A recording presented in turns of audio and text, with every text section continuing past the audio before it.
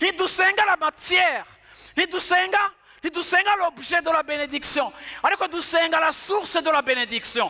Kuko turazi yuko igihe chapitre iheze, nimba twari dukeneye amazi arayaduha, nimba dukeneye poisson arayiduha, icyo cyose dukeneye azogenera kiduha.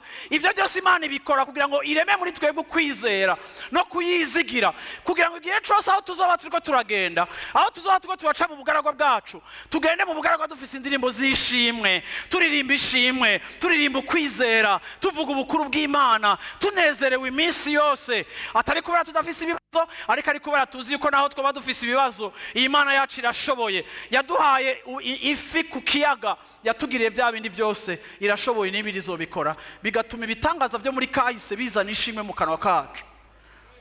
Ariko iyo ufise ukwidodomba nk'impwemu, byama bigutuma igihe cyose udashobora kwapresiya ikiyaga gitukura cugurutse, ntushobora kwapresiya intsinzi Imana yaguhaye, ntushobora kwapresiya ibintu byinshi byiza Imana yaguhaye, kuko muri wewe hari umutima wo kwidoga.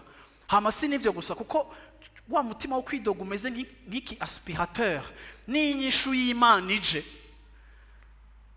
umenga ntizogaruka.